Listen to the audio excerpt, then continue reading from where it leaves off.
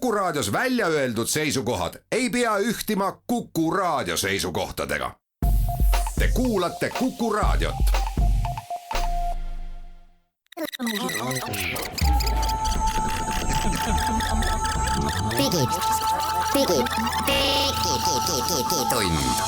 Digitund. Nutikad lahendused ja digitunni toob sinuni Elisa. 14. september on käes ja Digitunni saade alustab. Saatejuhid Ants Lõugas, Henrik Roonemaa, külas meil Glen Pilvre ja tänased teemad sellised. Me räägime saate esimese ploki uutest mängukonsoolidest, sellepärast et arvata on, et kui mõni jõuluvana meid kuulab endale või teistele kinke otsides, siis see on sügise teema number 1 paljude jaoks. Ja siis räägime ka kõrvaklappidest, sellepärast et esiteks on meil siin stuudio laual suur hulk kõrvaklappe ja teiseks on sellega seoses uudiseid.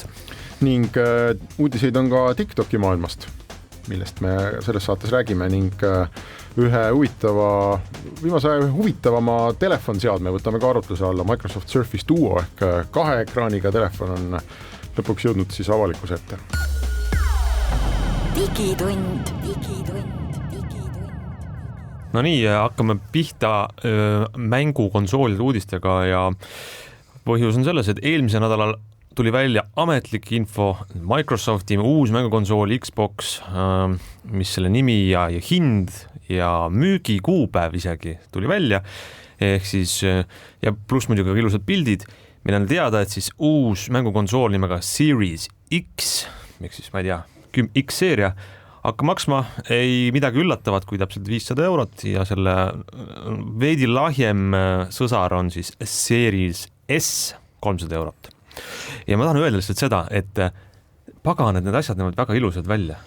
Et isegi kui vaja ei ole, siis ostaks sellepärast, et sul on toas üks ilus asi. Ausõlla, mulle see odavam konsool meeldib eriti, see Xbox Series S näeb välja selline, ma ei tea, kuidagi skandinaavialik mingisugune toode, sa isegi saa aru esimesel vaatepilgul, mis asi see täpselt on, see on kui valge risttahukas, kus on niisugune ümmargune must ala ja ongi kõik, aga see mängukonsool ja 300 eurot.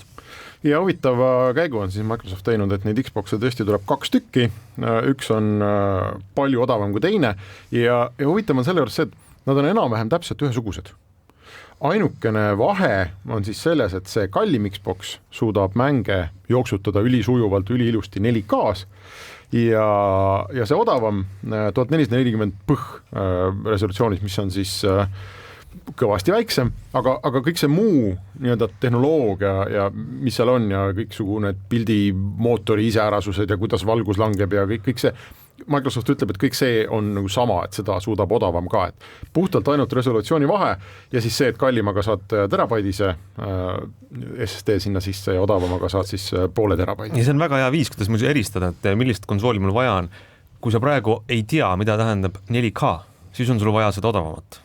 Kui sa tead, mida tähendab 4K, siis sa ilmselt lähemad aastat, kui sul on su telekas siuke juba praegu või varsti tuleb, siis on sul vaja seda kallimat, et nii lihtne see ongi. Ja ma arvan, et meil on, ega neid testinud keegi ei ole ja ma arvan, see põhiline küsimus on, et kas tõesti see odavam suudab jooksutada peaaegu sama ilusat pilti lihtsalt madalama resolutsiooniga või mitte, et kas ta kannab välja. Väike tehniline nüanss ka ma vaatan, et 4K ja 440p on natuke sellised asjad, et üks võrdleb laiust pikkusega. Et tegelikult 4K on horisontaalne resolutsioon, mis on 4K, 1440p on vertikaalne, ehk 4K puhul on see 2. Ja tegelikult see vahe on siis 2000, mis iganes P versus 1440. Ja, väiksem vahe. Aga samas võimsuse vahe on väga suur, või ütleme jõudluse vahe, ütleme siis. Absoluutselt jah, aga ütleme, et see odavam versioon tegelikult ei ole üldse udune. Ja ei ole absoluutselt. Et kui seda vaadata ka, ütleme, kui me räägime tavaliselt nii-öelda Full HD, siis on 1080p, eks ole, et seal on tegelikult ridasid vähem. Nii et seal on rohkem ridasid kui Full HD-s ikkagi. Muidugi ma mõtlen selle peale, et mängukonsoolid tulevad välja nii harva, nagu nad tulevad, eks, mitte iga aasta, mitte iga 3 7 aastat või on see samm, jah. Et kui jõuluvana see investeeringut teeb, siis mõistlik on võtta see 7 aasta peale ette ja tegelikult juba see võimsam on ju. Aga kui ta niikuinii väiksema ekraani pealt seda mängida või siis lihtsalt ei ole sellel mingit. Seda küll, aga sa järgmise 7 aasta jooksul ostad järgmise teleka, mis on, ma arvan, 4K kindlasti. No selles mõttes ega täna ei saagi enam osta telekat, mis ei ole 4K. Aga küsimus on see, et paljud, mis seda 4K pilti tegelikult nagu tahavad vaadata ja vaatavad, võib-olla peame lihtsalt varsti vaatama. aga kas me tahame, on iseasi. jah, ja siis nüüd oodatakse Sony vastust sellele, noh, kaks suurt pluss Nintendo on, kes seal maailmas siis nagu võitlevad omavahel ja Sony on juba näidanud tegelikult, milline välja näeb uus PlayStation, aga kolmapäeval peaks ütlema ametlikult peale hinna.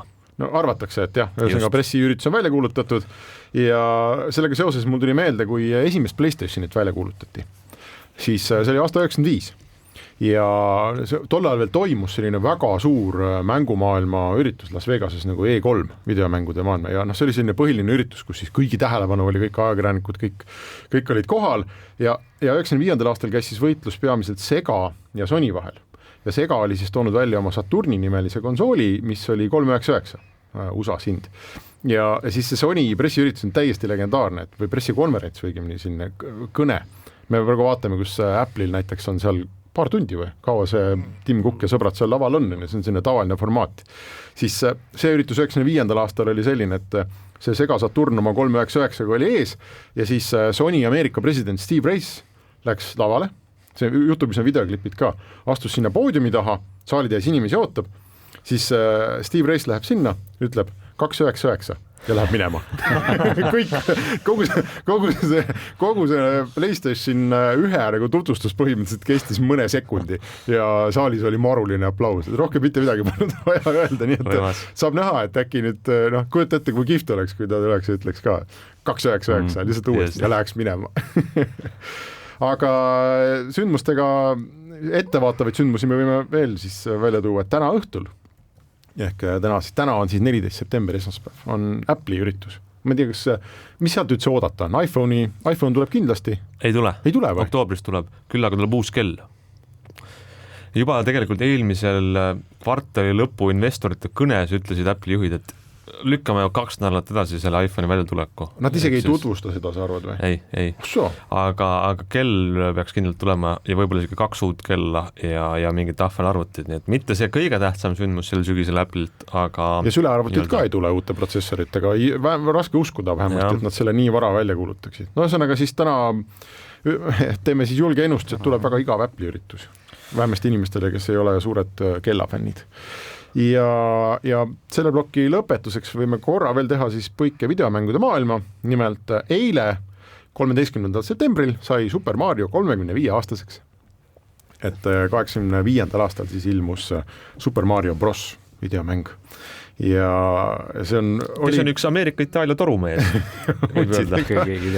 Super Mario, muide Mario oli ju enne olemas tegelasena, aga mitte selle nimega, vaid ta oli selles Donkey Kongi mängus, oli see vuntsidega tüüp, kes seal hüppas ja siis ta hiljem siis natukene hiljem sai Marioks ja see oli aastaid, oli see Super Mario Bros kõige edukam videomäng üldse, enam kui 20 aastat ja 2007 lõi siis selle tiitli ka Nintendo, võttis endale Wii sportsi mänguga, mida muide ma hiljuti soetasin Nintendo Wii endale kasutatuna.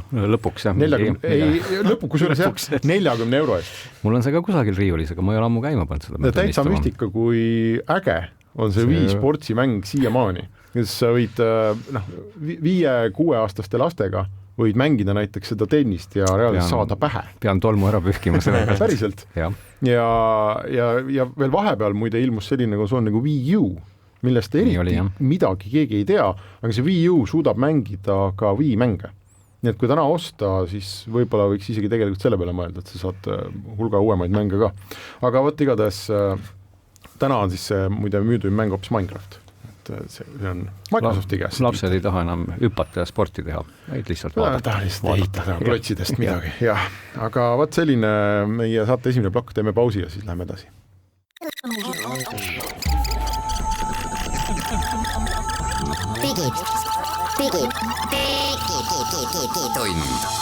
Digitund. Nutikad lahendused ja digitunni toob sinuni Elisa. No nii, digitund jätkub ja räägime nüüd, avame meie kõrvaklapi rubriigi, sest et meil on siin üht-teist rääkida. Esiteks me rääkisime juba eelmisel nädalal Samsungi uue telefoni kõrval välja tulnud Samsung Galaxy Buds Live, juhtmeta, väikesed, kõrvakäivad, nööb kõrvaklapid, eks. Oa suurused.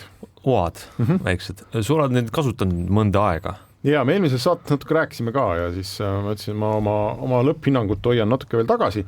Tänaseks ma olen jõudnud nii kaugele, et need on minu uued sellised igapäeva kõrvaklapid, millega tänaval käia. Ja mulle tundub, et olgu see muusik, ütleme, kui sa kasutad neid kõrvaklappe, mis lähevad kõrva sisse natukenegi, siis nad on igal juhul parema heliga. No sa ei saa midagi teha, sest need Buds Live tegelikult on sul nagu kõrvalesta sees, aga mitte selle kõrva kanali sees. Ja nad on küll müra tasandusega, aga ega seda müra tuleb sealt ikka suhteliselt palju läbi nagu tänaval kõndides ja muusika kvaliteet ikkagi on igal juhul parem, kui sa saad selle asja endale kõrva sisse susata. Aga mulle tundub, et need on täpselt minule tehtud klapid. Et ma võtsin oma isiklikud 200 € ja soetasin nad. Räägid sellest, et nad ergonoomiliselt istuvad kõrvas hästi, et selles on asi. Nad on, kuna minu kasutus sellistele klappidele on valdavalt podcastide kuulamine, kui ma ringi liigun, siis nad on, põhimõtteliselt ongi, mulle tundub selle jaoks tehtud. Nad on ülikerged, nad ei väsita, ma ei tea, ma arvan, ma võiks neid 24 tundi kanda, nii et ma ei saa arugi, et nad kõrvas on.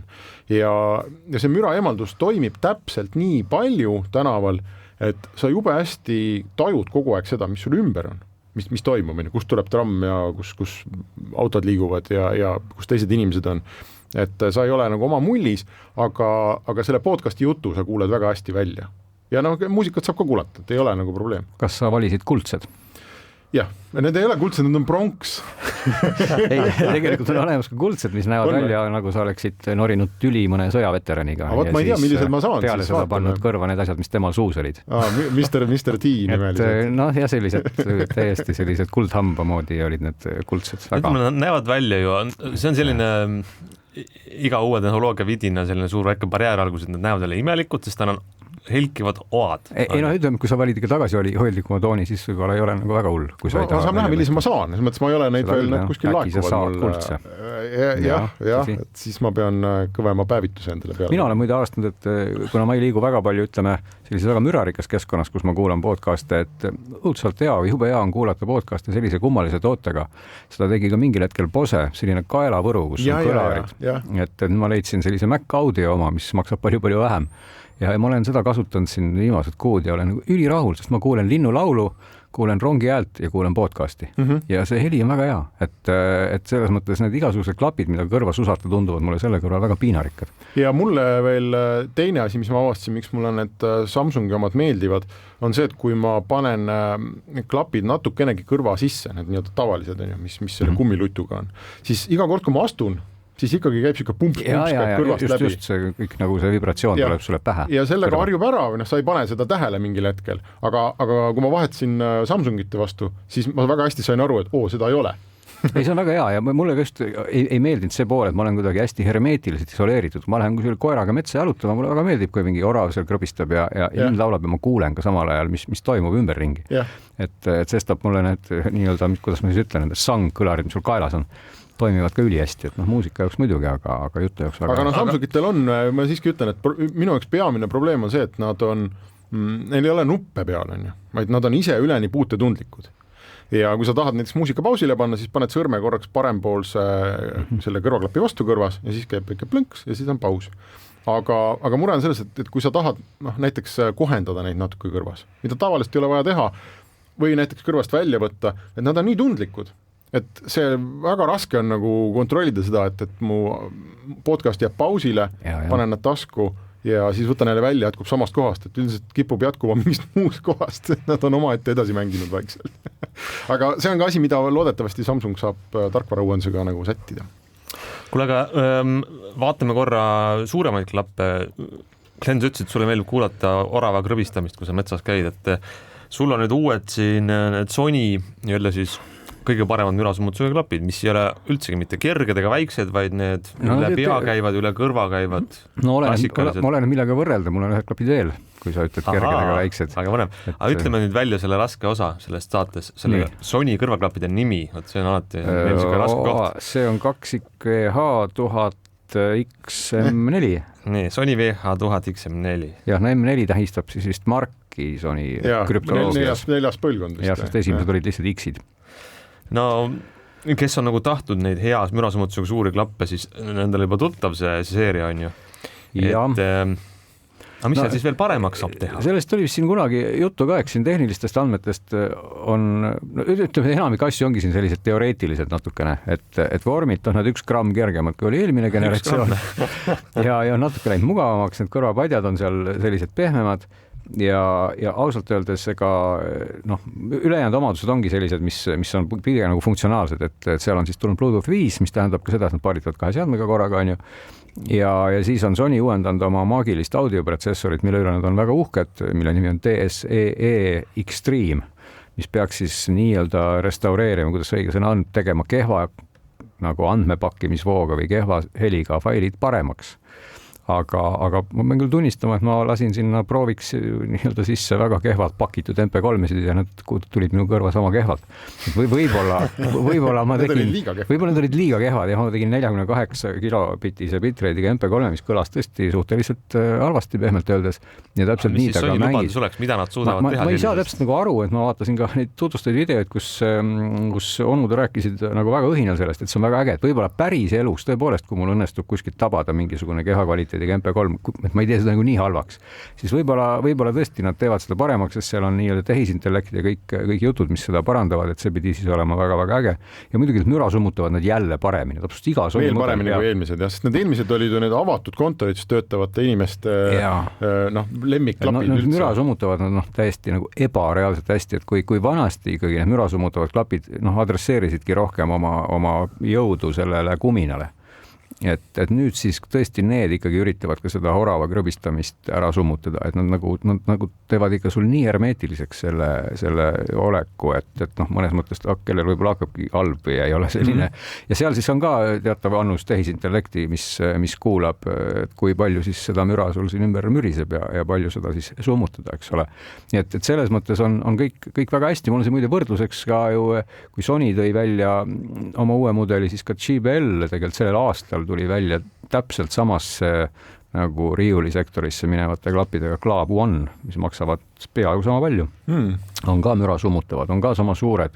Ja kui Ants ütles, et Sonyd on rasked, siis JBL-id on, ühesõnaga üks on mingi 225 grammi või midagi sinna kanti ja teine on 379 grammi, nii et JBL-id on raskemad või? JBL-id on nagu oluliselt raskemad, ma juba tunnen siin seda Butlerit hoidis, et Sony on selle kõrval ausalt öeldes väga niisugune sulgkaallane. Ja JBL väidab küll ka oma turunduslikes materjalides, et summutavad müra üli hästi ja kuulavad 50 000 korda sekundis müra. Mul jääb natuke see turunduslik termin küll segaseks, et miks peaks kuulama 50 000 korda sekundis sagedusi, mis on palju madalamad, aga igal juhul seda nad teevad ja summutavad ka müra täitsa hästi, aga kaugeltki ikkagi vahe nagu Sonyga selles osas on väga suur. Aga mida tuleb nagu Sony võib-olla kahjuks öelda või mida mina alati olen natukene virisenud selle üle, on nende XM-ide või X-ide heli, et ma vaatan, sinul on ka peas praegu Sony MTR 7506, mida võib-olla juhtmega, mida paljud teavad ja millega mina kipun kõiki klappe võrdlema ja tuleb tunnistada, et need JBL-id mängivadki peaaegu samamoodi nagu need samad. Sonyd on sellised pehmed, nad on kuidagi kumedad ja just nimelt sellised hästi kuidagi niisugused, ma ei oskagi nagu öelda, tõesti niisugused pehmed, rahulikud klapid, et sealt ei tule nagu sellist sära ja üks väga sellist aga ma arvan, see point ongi, et kui sa ikkagi istud oma selles, kui sa proged kuskil, eks ole, 10 tundi järjest ja sa ei taha, eks ole, sa tegelikult tahad midagi, mis rahustab selle asemel, et iga viimase kui siukse detaili ja teravuse välja kuuled. Ja sest JBL-i heli tegelikult mulle meeldib nagu tunduvalt rohkem, et ta on ka väga loomulik, aga temas on sellist avarust, detaili ja sära, et see on nagu see koht, kus JBL on teinud oma klapid väga hästi, ma ütleks, aga kõiges muus, kui me räägime kas või mugavusest, kui sa pähe paned, et Sonyd on nagu, nad on kuidagi erakordselt mugavad, see on täitsa uskumatu, sa paned pähe ja nad võtavad sul peast ja kõrvadest kinni kuidagi, nii et sa ei saa arugi ja kõik see on nagu nii hea ja kerge. Et JBL-id on ikka niisugused, nagu sa paneksid tanki omale pähe kuidagi, et nad natuke sellised, nad nagu siit jääb natuke lahti mingi osa ja ei ole nagu nii mugavad, aga heli poolest on JBL ka väga okei. Ja Sony on teinud ka ühe päris naljaka lisandi muide, mille peale siin osad juba virisevad, nad ei saa kaasa laulda. Et Sonyl on nimelt selline omadus, kui sa hakkad rääkima, siis ta automaatselt aktiveerib selle heli läbilaske režiimi, seda saad küll ära võtta seadetest, aga see on iseenesest päris naljakas, sest et sa kõigepealt pool lauset räägid ära, siis sa ise ei kuule ja siis ta äkki lülitab põmaki selle. Seda ei kuulata 50 000 korda sekundis. Seda ei kuulata jah, aga siin on juba paljud virisenud, nad tahavad klapid peas kaasa laulda ja nad ei saa, sest et Sony paneb muusika seisma. Jumal tänatud, aga lähme siit pausile ja siis jätkame. Digitund.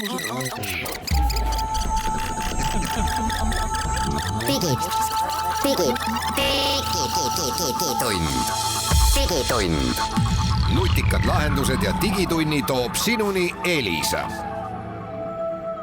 Lähme digitunniga edasi ja kõrvaklapi ploki lõpetuseks jäi mul rääkimata üks uudis, mis ei ole uudise mõttes nüüd ülivärske, aga ma avastasin selle nüüd just hiljuti, paar kuud tagasi minu meelest kuulutas Asus välja oma uued sülearvutid ja ZenBook UX325 ja UX425 ja need ei ole mingid sellised väga nišiarvutid, need Asuse ZenBookid on selliste ultrabookide kategoorias maailma ühed tunnustatumad arvutid ja ma arvan, et on päris palju meie saate kuulajaid, kes võivad avastada ennast selle arvuti kasutajana.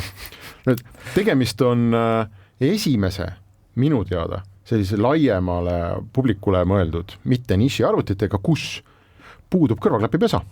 Ja see vastik õnnetu trend, mis sai alguse telefonidelt ruumi kokkuhoiu pärast. Nüüd see kõrvaklapipesa ruum on nii väärtuslikuks osutunud, et isegi 14-tollisesse sülearvutisse ei mahu sisse. Tead, su uudist on nii uskumatu, et ma võtsin kohe lahti 3-mõõtmelise jooni sellest arvutist, vaadata, mida nad ruumiga kokku hoiavad. Ja sellel arvutil on, lubage esitleda näiteks SD mälukaardi pesa, siis on tavaline USB pesa, USB-C pesad, HDMI täismõõdus pistiku pesa. Aga ei ole ruumi, et teha siis koht, kuhu panna 3,5 mm kõrvaklapp. No ilmselt on seal taga aga võib-olla siis mingisugune kasutajauuring, mingi äraspidine, mis vaatab seda, et inimesed ei pane seda juhet sinna nii paljud sisse. Et võib-olla on olemas mingi väga häälekas grupp, kes tahab panna ja nad on väikesed. No võib-olla, ja siis mingi väga suur grupp, kes kuidagi ütleb, et neil on täitsa ükskõik, kas see juhe on või ei ole. Asus ise ka ütles, et inimesed kasutavad järjest enam Bluetoothi, aga eriti sülearvutiga, see on õudne vaev on. Sa võtad oma need klapid, siis võtad nad sealt, tavaliselt sul on telefon ka kõrval ja tavaliselt need Bluetooth klapid on ju paaritatud telefoniga. Ja siis hakkad seal otsustama, et mis seade nüüd, kas ta on arvuti küljes, kas heli tuleb sinna, ei nüüd tuleb telefon, ei nüüd tuleb arvutisse. Ja muidugi teine väga suur oluline osa on siin ka selles hilistumises või kui sa teed hilistumine, ehk siis kui ruttu see heli jõuab samal ajal, et kui sa teed tegelikult arvutiga tööd, monteerid mingit videot või sul on vaja, et see oleks nagu kohe, aga tavaliselt Bluetoothi puhul seal ikkagi vähem või rohkem see on, et need ei sobi selleks hästi. Tavaliselt ikkagi sellist tüüpi arvutiga vaadatakse YouTube'i. See on ka siis sellega, et sa teed tööd. Ma tahan korraks hetkest tagasi tulla sinu Sony jutu juurde, mis ütles, et nüüd see XM4 toetab 2 Bluetoothi ühendust korraga. Ja muide JBL ka, mõlemad. Ega sa proovinud ei ole seda, et kas näiteks selles olukorras, kus sul on klapid ühendatud nii telefoni kui arvutiga, et kui märkamatult see vahetus toimub? See toimub niimoodi, et nad ei mängi korraga, et päris sellist nagu, kuidas ma ütlen, mõlemat asja nagu üheskoos sa kuulata ei saa, et kuulad arvutist muusikat ja siis podcasti telefonist peale on siuke äge miks tekib sulle, et seda ei ole.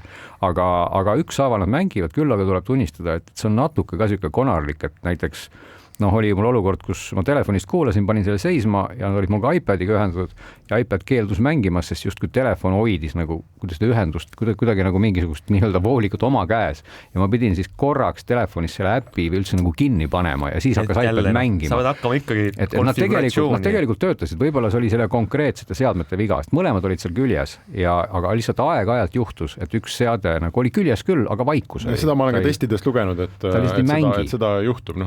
Bluetoothi maailm on selline, et üldiselt ta töötab üks seade ühtede klappide küljest enam-vähem täitsa, ei ole suuremat häda on.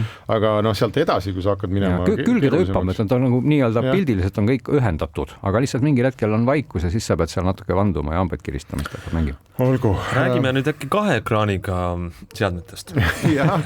Microsoft Surface Duo on tulemas välja, et esimesed testid on juba olnud. Ma ei ole küll eriti näinud teda kuskil Eestis ja ma ei tea, kas ta ametlikult Eestis üldse müügile tulebki, aga ligi $1,500 USA eest siis saab, ju ta siin tuleb sama hinnaga, kui ta tuleb, saab sellise pisikese raamatu moodi, ma ei tea, telefoni siis või, mille Microsoft on teinud, sa avad selle, siis seal sees on 2 ekraani, ühesõnaga ta ei ole volditav telefon, vaid ta on 2 ekraaniga telefon, vasakul on ekraan ja paremal on ekraan. Ja see mõte on selles, et kui keegi on üritanud teha nutiseadme peal tööd, nagu päriselt mingisugust mitme rakenduse vahel, kas või kõige lihtsamat asju, võta PDF-ist arveinfo ja pane netipanka ja kanna arve üle. See on tegelikult ikkagi kohutav vaev ja mina ei ole veel isiklikult näinud inimest, kes näiteks ma ei tea, Samsungi telefoni peal oskaks seda teha, isegi kui telefon ju toetab neid rakenduste ja aknasse ammu, eks ole. Ja seda lihtsalt ei ole võimalik üles leida, et kuidas see nüüd käis ja mina ei oska isegi iPadi peal seda teha, ma olen alati segaduses. Siis see on selle seadme mõte. Ja see osa üldiselt, nagu testid on kirjutanud, töötab täitsa hästi. Et vasaku ekraani peal on mingi asi, mingi äpp on ju lahti ja parem ekraani peal. Ma ei tea, aga eks ta on selline niši asi. No see ongi sama asi, muide hiljuti siin ka just ju tuli Samsungil see uus painutatav telefon välja ja Huawei'l tuli ta mõnda aega ennem. Ja see on ka see koht, kus mõlemad tootjad saaks minu arvates teha seda poolt palju rohkem, et kui sa seda telefoni natukene kokku painutad, siis võiks tal kasvõi tekkidagi kohe selline nii-öelda vaade, et mingid äpid poolituvad. Et Huawei'l seal mingid asjad poolitusid, mingid fotode režiimid ja Samsungil ka natukene ta poolitab, aga üldiselt on see kõik, et seda peaaegu nagu ei kasutata, seda võimalust, et tegelikult sellisel ekraanil, kus sul on 2 ekraani kõrvuti, võiks ollagi sellist nagu vaikimisi see multitasking kohe tulla, kui sa tahad, siis tõesti seda on nagu jube keeruline alati, kuskilt sa pead tõmbama. Sina oskad, sul on iPad-is, sa oled legendaarne iPad-i kasutada, kas sa oskad seda teha? Ei, ma ei oska, aeg-ajalt ma vannun sellepärast, et mul brauseris Safaris mõnikord ilmub see režiim, sest ma kuidagi tegin midagi valesti ja siis see ei lähe ära ja siis ma ei saa aru, kuidas ma sellest lahti saan, sest ma ei saa kõik aknad kinni panema, see ei kao mul ära. Ma just tahtsin öelda, et see, et sul on 2 ekraani kõrvuti nagu selle uuel Microsofti seadmele, see ju ei muuda seda põhiprobleemi olemust või lahendust, et kuidas ma saan siis tööd teha paremini. Tarkvara peab seda lihtsalt sinu ja eest kuidagi tegema nii, et sa ei pea nagu olema selleks palju koolis käinud. Sinu iPad on suurem kui telefoniekraan ja seal juba sa, ütleme, ma just süüdistan sind, ma ütlen, et see ongi väga keeruline, et seal siis teha nagu seda mitmiktegum tööd, eks. Microsoft üritab vähemalt, see asi hakkab maksma, millest me räägime 2 ekraaniga, hakkab maksma, juba maksab tegelikult USA-s $1400, et ta ei ole odav seade, aga ta on vist ikkagi odavam kui näiteks samasugune volditav ekraan, mida on Samsungist välja toonud, eks. Ja ikka jupimaad odavam, jah. Aga seal on ikkagi probleemi on, et tarkvara on ikkagi suhteliselt poolik veel, kuna varem ei ole eriti sellist asja tehtud, kõik tuleb otsast peale luua, mingid äpid toetavad, Microsofti enda omad seal näiteks Outlook ja mingid äpid ei toeta, aga minu meelest on lahe, et ta on üliõhuke, 10 mm suletuna. Ja kui lahti teed, siis kumbki pool on umbes 5 või isegi natuke vähem. Ja kaamerad on ülikehvad, öeldakse. Tegelikult ongi ainult 1 selfie kaamera sisuliselt sinna sisse ära mahutatud. Ja nii edasi, et esimese põlvkonna seade. Aga näis, et see tegelikult ka rajaneb on ju lootusele, et inimesed õudselt tahavad oma selle nutiseadmega mitme aknaga kogu aeg teha. Ma saan õigesti aru, et ta on tegelikult ju Androidi läks ole. Et Microsoft arendab oma seda tarkvara Androidiks mõnusaks, näiteks OneDrive'ist saad vaadata oma pildigaleriid, kus on väiksed, keskmised suuremad ja siis 1 ekraani peal täissuuruses foto. Aga lõpuks Android on täis ju 1 miljon rakendust, mis ei ole optimeeritud. Aga see nagu üleüldse tähendaks seda, et varsti siis Microsoft trügib ka telefoni turule. Jälle. Vaatame, kuidas neil läheb sellega. Aga me teeme siia pausi ja siis lähme edasi.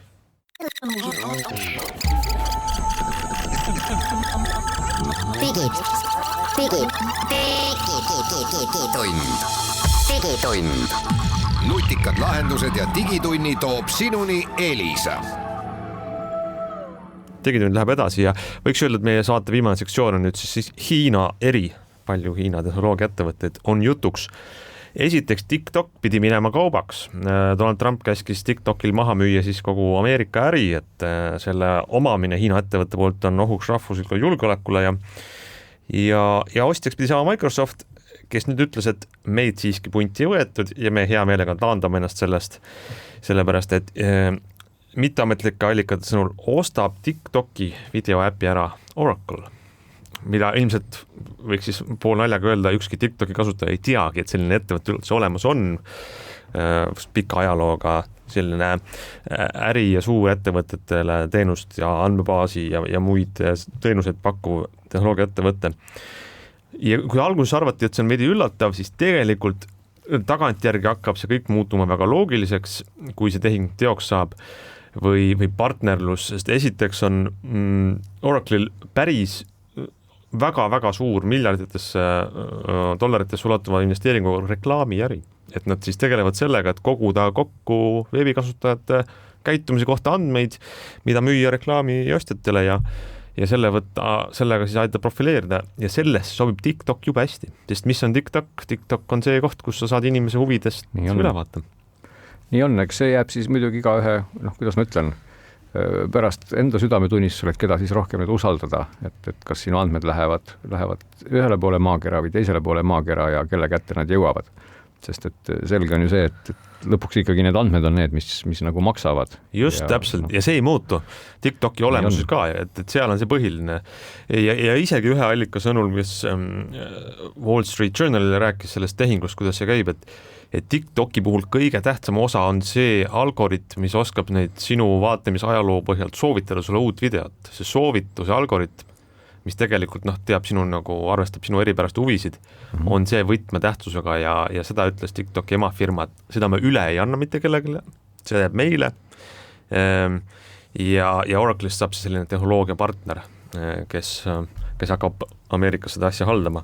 Aga see nagu mootor jääb samaks.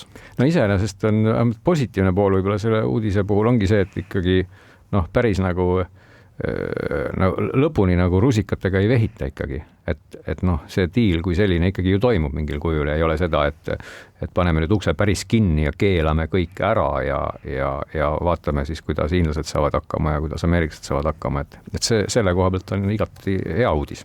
No vot ja siin muidugi võib veel pikalt arutada selle kohta, et kelle huvid need on siis ja kui palju on see Oracle'i kaasasutaja Larry Ellison tegelikult teinud kampaanialt Donald Trumpile, tänu kellele ta nüüd saab sellise päris hea partnerluse ja võib-olla see kõik oli juba ette niimoodi määratud või mitte, seda me võib-olla loeme pärast natuke aega hiljem, aga räägime korra veel ühe toredast uudisest USA-st, Ameerika Ühendriikidest, kus on valvas piirivalve ja tolliametnikud, kes eelmise nädala lõpus andsid välja pressiteate töövõidust. Nimelt oli siis Ameerika see agentuur, mis on siis tolli ja piirivalve agentuur, oli õnnestunud vahelt võtta suur hulk võltsitud kaupa New Yorgis JFK lennuväljal umbes $400,000 eest võltsitud Apple AirPods kõrvaklappe ja 2000 karpi neid võltskraami saadi kätte, pandi ka pressiteatele juurde fotod ja kui inimesed hakkasid neid fotosid vaatama, siis tuli sealt välja midagi vähe veidrat, et sellel fotodel need väidetav võltskaup oli üks ühele Hiina firma OnePlusi kõrvaklapid. Nii. Ehk siis juhtus niimoodi, et OnePlus oli teinud nii sarnased kõrvaklapid Apple'i omadele, et lausa tolliametnikud olid veendunud, et see on võltskaup.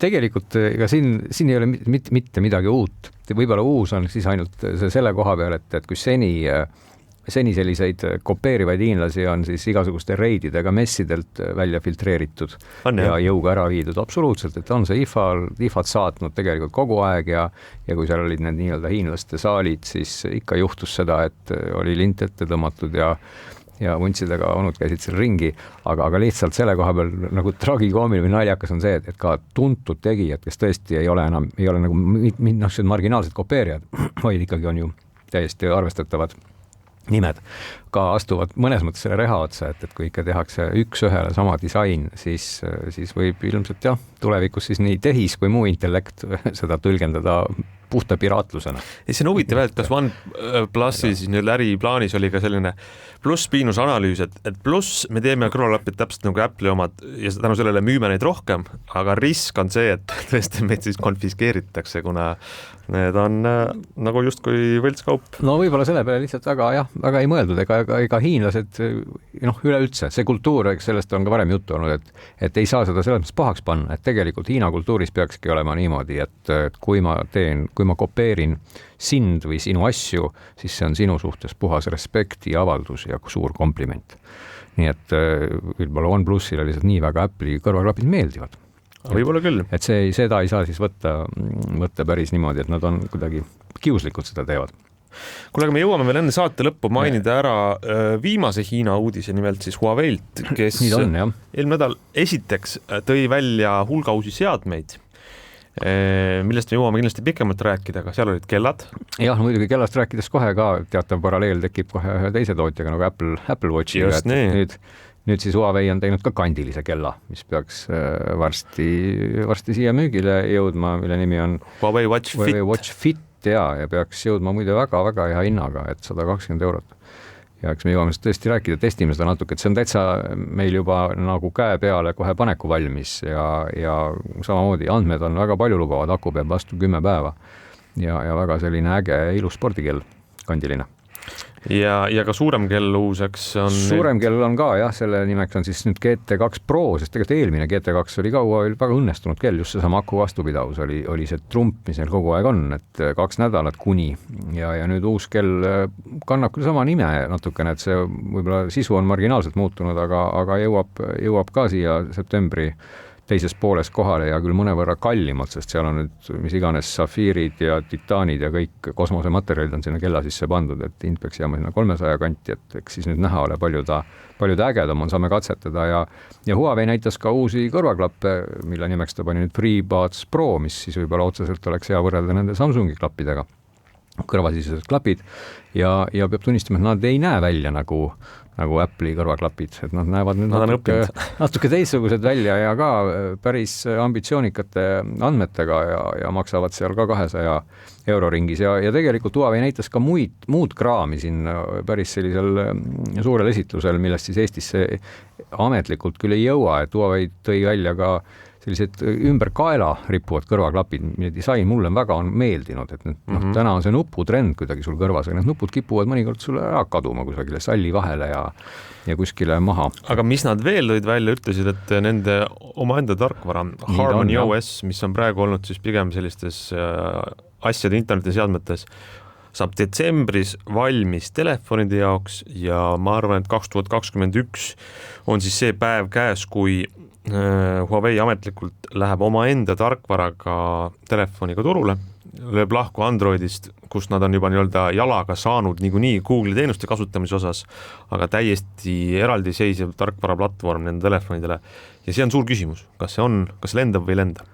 Ja no see spekulatsioonid on ju käinud algusest peale, kui see Google'i nii-öelda piirang tuli, et mida Huawei teeb ja selge on see, et ega nad niisama ei oota, et see, mida meie saame teada, tuleb ikka ju väikse viivitusega, eks üks pool ongi see, et nad rõhuvad seadmetele, mis on olnud edukad ja mis on olnud head ja teine pool ikkagi on ka see, et ega nad telefonide tootmist ju ei kavatse lõpetada ja muidugi teine asi, mis neid ka pigistama võib hakata, on see kiipide tootmise piirang. Just.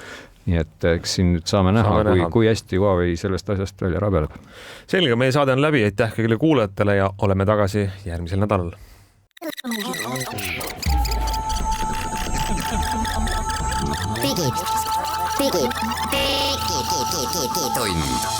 Digitund. Nutikad lahendused ja digitunni toob sinuni Elisa.